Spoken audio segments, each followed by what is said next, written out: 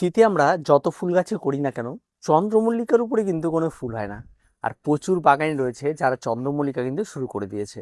এখনো পর্যন্ত চন্দ্রমল্লিকার লাগানোর কিন্তু সময় রয়ে গেছে। তবে হ্যাঁ, এখন লাগে আপনি হাজার হাজার ফুল পাবেন এমনটা হয়তো হবে না, তবে যা ফুল পাবেন সেটা কিন্তু যথেষ্ট এবং একটা বাগান ভরে তোলার জন্য যথেষ্ট। তো আজকে আমরা মূলত এই আগস্ট মাসে যারা আগে চন্দ্রমল্লিকা লাগিয়েছেন বা এখন যারা চন্দ্রমল্লিকা লাগানোর কথা চিন্তা ভাবনা করছেন, তাদের জন্য বেশ কিছু টিপস। প্রথম কথা হচ্ছে, এই আগস্ট মাস আসলেই চন্দ্রমল্লিকা গাছে বেশ সমস্যা দেখা যায়। প্রথমত বৃষ্টিটা একটু বেশি হয়, সারা ভারতবর্ষ জুড়ে এই সময় বৃষ্টিটা একটু দেখা যায়। তার সঙ্গে সঙ্গে যারা মাটিতে চন্দ্রমল্লিকা করছেন তাদের জন্য তো বেশ সমস্যা থাকেই। আর মাটির গাছ মানেই কিন্তু বেশ কিছু সমস্যা। প্রথম কথা হচ্ছে, মাটিতে প্রচুর পরিমাণে জল ধরে, জল ধরার ফলে কি হয়, মাটিতে অক্সিজেন চলাচল বন্ধ হয়, ফলে গাছের রুট ড্যামেজ হয়, পরবর্তী দেখা যায় গাছের মৃত্যু ঘটে। এই মাটিতে গাছ থাকার ফলে প্রচুর পরিমাণে মাটিতে বৃষ্টির জল পড়া বা মাটির খুব কাছাকাছি পাতাগুলো থাকার জন্য খুব তাড়াতাড়ি ফাঙ্গাল আক্রমণ ঘটে, যার ফলস্বরূপ গাছের পাতায় ব্ল্যাক স্পট দেখা যায়। কখনো কখনো নিচের দিকের পাতাগুলি হলুদ হয়ে আসে, বা কখনো কখনো দেখা যায় একটু রোদ উঠলে নিচের পাতাগুলি সম্পূর্ণ শুকিয়ে যাচ্ছে। এই সমস্যাগুলিও তৈরি হয়। আবার অনেক সময় দেখা যায় এই বৃষ্টির জলে গাছে প্রচুর পরিমাণে বৃষ্টির জল নিচ দিয়ে বেরিয়ে যাওয়ার ফলে গাছের প্রচুর খাবার দাবার সব বেরিয়ে যায়, যার ফলস্বরূপ গাছ খুব তাড়াতাড়ি ঝিমিয়ে পড়ে। আর ঝিমিয়ে পড়ার সঙ্গে সঙ্গে বিভিন্ন ধরনের ফাঙ্গাল, বিভিন্ন ধরনের রোগ পোকামাকড় তাকে অ্যাট্রাক্টেড করে ফেলে, ফলে গাছের গ্রোথ থমকে যায়, গাছের বৃদ্ধি ভালো হয় না, গাছ খুব তাড়াতাড়ি পরবর্তীতে মারা যায়। আর তার সঙ্গে সঙ্গে আরেকটি বিষয় দেখা যায় এই সময়ে এসে, যে গাছের পাতার নিচে মাকড়ের আক্রমণ।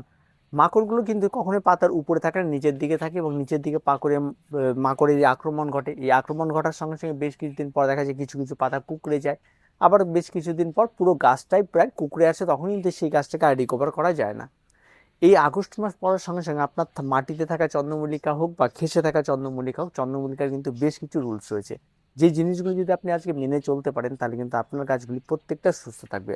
প্রথম কথা বলি, যারা নতুন চারা বসাবেন, যারা নতুন চারা এই সময় এসে বসাবেন, তারা কিন্তু প্রত্যেকে একেবারে 50% মাটি, একদম 30% কম্পোস্ট, 20% বালি, এই দিয়ে একটা মাটির মিশ্রণ তৈরি করবেন।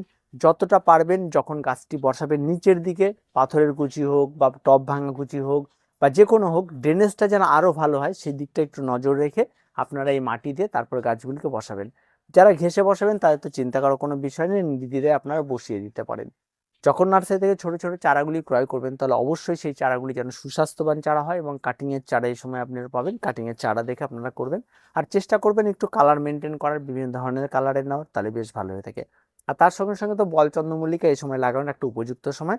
বলও আপনারা একদম লাগিয়ে দিতে পারেন, প্রচুর পরিমাণে বল চন্দ্রমল্লিকা কিন্তু এই সময় হয়ে থাকে। এবার মূল যে বিষয়টা হলো, গাছ লাগিয়ে দেওয়ার পরে কিন্তু বেশ সমস্যা তৈরি হয়।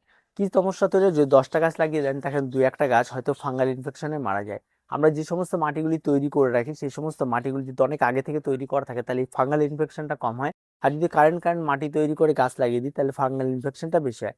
তাই মাটি তৈরি করার সময় মাটিতে অ্যান্টিফাঙ্গাল দিলেও যা কাজ করে, মাটিতে অ্যান্টিফাঙ্গাল না দিলেও তাই কাজ করে। তাই চেষ্টা করবেন গাছ লাগিয়ে দেওয়ার পর মাটিতে একটু ভালো পর্যাপ্ত পরিমাণ জল দিয়ে গাছটা যেন সেট হয়। আবার যখন সম্পূর্ণ মাটিটা শুকিয়ে যাবে, তারপরে গাছে জল দেওয়ার চেষ্টা করবেন। চারা গাছ লাগিয়ে একদম খোলা আকাশে বৃষ্টির জলে রেখে দিলেন, এমনটা করবেন না। চারা গাছ রাখিয়ে কিছুদিন একটু আপনার বাড়িতে থাকা বেলকনিতে রাখুন, একটু শেডি জায়গায় রাখুন, যেখানে বৃষ্টির জলটা পড়বে না, তাহলে দেখবেন গাছগুলো অনেক ভালো থাকবে। আর সরাসরি বৃষ্টি থাকলে কিন্তু গাছ নষ্ট হয়ে যাওয়ার প্রবণতাটা অনেকটা বেশি থাকবে।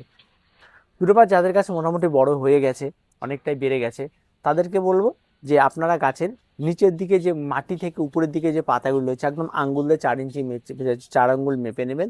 অন্তত উপরের দিকের পাতাগুলিকে আপনারা ছেড়ে দেওয়ার চেষ্টা করবেন। মাটির সঙ্গে পাতার যেন কোনো সম্পর্ক না থাকে, সেই বিষয়টাই খেয়াল রাখবেন। তাই নিচের দিকের পাতাগুলিকে একদম ক্লিয়ার করে দেবেন। গাছে দেখবেন মাঝে মাঝে ব্ল্যাক স্পট দেখবেন, হলুদ পাতা দেখা যাবে। যখনই এই সমস্ত কিছু একটা দুটো চোখে পড়বে, সঙ্গে সঙ্গে সেগুলিকে গাছ থেকে আলাদা করে নেবেন। আলাদা করে নিয়ে তাদেরকে আলাদা রেখে দেবেন। যদি কোনো পাতায় কোনো রকম কোনো সমস্যা দেখা দেয়, সেই পাতাটিকে আলাদা করবেন। চন্দ্রমল্লিকা গাছে মূলত মাথার পাতাগুলি কিন্তু কোনো সমস্যা তৈরি করে না, নিচের দিকের পাতাগুলিতে সমস্যা তৈরি করে।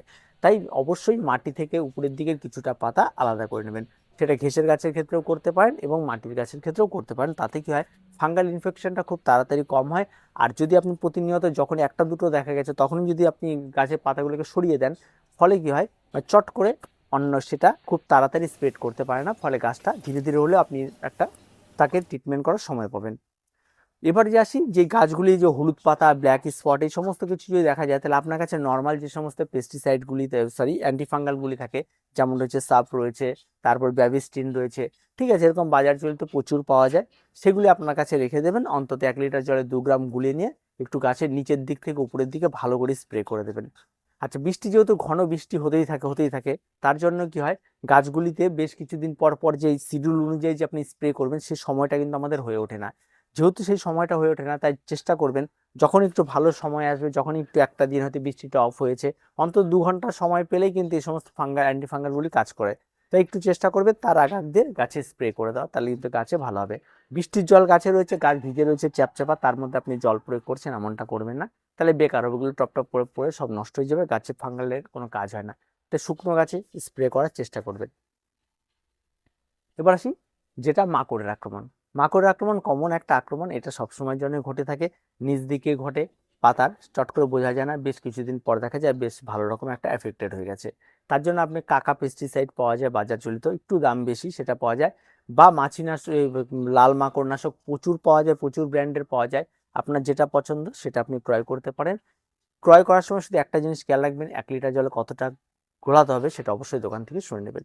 শুনে সেটা কিন্তু অন্তত আপনাকে নিয়মিত 15 দিন পর পর স্প্রে করলে কিন্তু আপনার এই মাকড়নাশকটা থেকে আপনি একটু রক্ষা পাবেন। আর মাকড়নাশক একবার হয়ে গেলে কিন্তু খুব মুশকিল।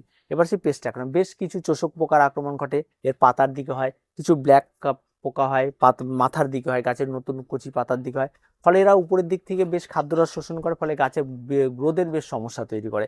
তাই এদের জন্য আপনি রাখতে পারেন কনফিডার, সুপার কিলার, ঠিক আছে, নিম তেল, বাজার চলিত প্রচুর পাওয়া যায় এই সমস্ত কীটনাশক, যেটাই আপনি ক্রয় করবেন। আবার ওই একই কথা, যে 1 লিটার জলে কতটা মেশাবেন সেটা একটু শুনে নেবেন, আর তার সঙ্গে সঙ্গে অবশ্যই স্প্রেটা সূর্য ডোবার পরে বা সূর্য ডোবার আগে করবেন। কড়া রোদে এই সমস্ত কিছু স্প্রে করার কোনো প্রয়োজন নেই, তাহলে দেখবেন গাছ আরো বেশি ভালো থাকবে আপনার। আর এইগুলি একটু মেনে চলতে হবে। তারপরে আবার একটা কথা বলি, যে এই সমস্ত গাছগুলি একটা নির্দিষ্ট সময়, গাছটাকে আমি লাগিয়ে দিয়েছি, গাছটা 15 দিন গেল বা 20 দিন গেল, তারপর একটা পিঞ্চিং এর বিষয় থাকে। আবার যদি কেউ চারা করতে হয়, তাহলে সেই চারাগুলি ঠিকঠাক মতো কেটে আবার তাদেরকে বসিয়ে দেওয়া, এই সমস্ত ছোটোখাটো কাজগুলি যদি আপনি করতে থাকেন, তাহলে আপনার কাছে আরো সুন্দর হবে। তাই ছোট ছোট কাজগুলির মধ্যে দিয়েও নিজেকে একটু ব্যস্ত রাখবেন। চন্দ্রমল্লিকা করা মানে তাকে লাগিয়ে দিলাম, ফেলে রাখলাম, তাহলেই যে চন্দ্রমল্লিকা খুব ভালো হবে এমনটা কিন্তু নয়। চন্দ্রমল্লিকা করতে হলে চন্দ্রমল্লিকার পেছনে আপনাকে সময় দিতে হবে, চন্দ্রমল্লিকাকে সবসময় খেয়াল রাখতে হবে। খাবারে আসি এবার। এই সময় এসে কিন্তু খাবার নিয়ে একটা বড় সমস্যা হয়, মাটির গাছের ক্ষেত্রে বিশেষ হয়ে থাকে। কাছে খাবার দেবেন, নিচ দিয়ে বেরিয়ে যাবে, এই সময় এসে আপনারা চেষ্টা করবেন রাসায়নিক খাবার আপনারা অবশ্যই এখানে ব্যবহার করতে পারেন, কারণ রাসায়নিক খাবার ব্যবহার করলে কি হয়, চট করে গাছে খাবারটা ধরে নেয় এবং বেরিয়ে যাওয়ার একটা ব্যাপার থাকে না, 1-2 দিনের মধ্যে এটা হয়ে যায়। তার জন্য আপনারা এনপিকে 15-15-15 সুফলা কিনতে পাওয়া যায় বাজারে, 1 লিটার জলে 2 গ্রাম গুললে 200 ml করে ব্যবহার করবেন। এটা একদম প্রতি সাপ্তাহিকভাবে ব্যবহার করলে গাছের জন্য খুব ভালো। এখনো যারা লাগাবেন তারা যদি এটা সাপ্তাহিকভাবে ব্যবহার করেন তাহলে খুব ভালো। আবার যদি এনপিকে 20-20-20 লিকুইড সলিউবল আপনার কাছে থাকে, তাহলে সেটাও আপনি স্প্রে করতে পারেন। আবার এনপিকে 12-61-0 সেটা যদি থাকে, সেটা আপনার 15 দিন পর পর স্প্রে করতে পারেন। 15 দিনে একদিন এনপিকে 20-20-20 স্প্রে করলেন, আবার 15 দিন পরে এসে আপনি এনপিকে 12-61-0 স্প্রে করলেন। এভাবে কন্টিনিউ স্প্রে করবেন। আবার ফুল আসার আগ দিয়ে একটু শিডিউলটা চেঞ্জ হবে, সেই সময় আমি আরেকটা ভিডিও আপনাদের করবো, তাতে কীভাবে গাছের গ্রোথ হবে। আর এই সমস্ত গাছের গ্রোথের সঙ্গে সঙ্গে কিন্তু অবশ্যই আপনাকে পিঞ্চিংটা নিয়মিত করতে হবে। এবার জৈব খাবার যদি আপনি দিতে চান, তাহলে অবশ্যই জৈব খাবার দিতে পারেন, কোনো রকম কোনো অসুবিধা নেই, কিন্তু যখন ঘন বৃষ্টি চলছে ওর মধ্যে জৈব খাবার দেবেন না, ফলে গাছের পচন রোগ হয়, অনেক সময় গাছের রুট ড্যামেজ হয়ে যে এই সমস্যাগুলি তৈরি হয়। তাই চেষ্টা করবেন একটু ভালো সময় হলে সেই সময় এইগুলি করার। আর তেমন কোনো রকম কোনো চন্দ্রমল্লিকা কিন্তু লাগে না পরিচর্যা। আর যারা ঘেঁষে করছেন, তারা ঘেঁষের ক্ষেত্রে আপনারা প্রত্যেকেই জানেন, ঘেঁষে সেরকম কোনো রকম কোনো পরিচর্যার কিছু নেই, একদম নর্মাল খোলা আকাশের নিচেই গাছ রাখা যায়। মাটির গাছও খোলা আকাশের নিচে রাখা যায় যদি ড্রেনেজ ঠিকঠাক থাকে। আর যদি দেখা যায় যে বৃষ্টি হলে গাছের গোড়ায় জল জমে যাচ্ছে, তাহলে সবসময় যেন খেয়াল রাখবেন ড্রেনেজটাকে ঠিকঠাক রাখার। মাটি যখন আপনি প্রস্তুত করেছেন বা টবে যখন লাগিয়েছেন, তখন আপনি ড্রেনেজটা ঠিক করেনি, সেই সমস্ত জায়গায় গাছকে রিকভার করা অনেকটাই মুশকিল যদি বৃষ্টির জল জমে। নাহলে আপনাকে গাছটা আবার পুনরায় তুলে আবার রিপোর্টিং করা, এই সমস্ত কিছু করতে গাছটা একটা পটিং শক খাবে, সেক্ষেত্রে কিন্তু গাছ নষ্ট হয়ে যাওয়ার প্রবণতা আরোটা বেড়ে যায়। তাই একটু চেষ্টা করবেন শুরু থেকে এই ছোটোখাটো বিষয়গুলিকে একটু নজরে রাখা, ড্রেনেজটাকে ঠিকঠাক রাখা, তাহলে দেখবেন আপনার চন্দ্রমল্লিকা গাছ হোক বা যে কোনো গাছই হোক অনেকটা বেশি ভালো থাকে। আর গাছের মূল যে বিষয়টা থাকে সেটা হচ্ছে গাছের শেপ। এই শেপ দেওয়ার জন্য কিন্তু আপনাকে অবশ্যই একটু নিয়মিত কন্টিনিউ পেইন্টিং করতে হবে, কোন ডালটা বাড়লো, কোন ডালটা কম বাড়লো, সেই সমস্ত দিকগুলো একটু খেয়াল রাখতে হবে। ঠিক আছে, গাছের একটা সময় পর আপনাকে গাছে সাপোর্ট দিতে হবে, গাছে রিং পরাতে হবে, এই ছোটোখাটো বিষয়গুলিকে একটু নজরে রাখবেন, দেখবেন আপনার চন্দ্রমল্লিকা এই আগস্ট মাসে কিন্তু চন্দ্রমল্লিকা যেমন গ্রোথের জন্য সবচেয়ে উপযুক্ত একটা সময়, তার সঙ্গে সঙ্গে রোগ পোকামাকড় পাল্লাতে বাড়তে থাকে। তাই এই সময়টাতে এটাকে কিন্তু একটু আপনারা যদি সামলে নিতে পারেন তাহলে কিন্তু গাছ আগামীতে কিন্তু আরো ভালো হয়ে উঠবে। তো তারপরেও যদি কারো কাছে কোনো সমস্যা থাকে তাহলে অবশ্যই কমেন্ট বক্স রয়েছে, আপনারা কমেন্ট করুন। দেখা হচ্ছে পরবর্তী ভিডিওতে। প্রত্যেকে ভালো থাকবেন, প্রত্যেকে সুস্থ থাকবেন, আর চ্যানেলটিকে অবশ্যই সাবস্ক্রাইব করে রাখবেন।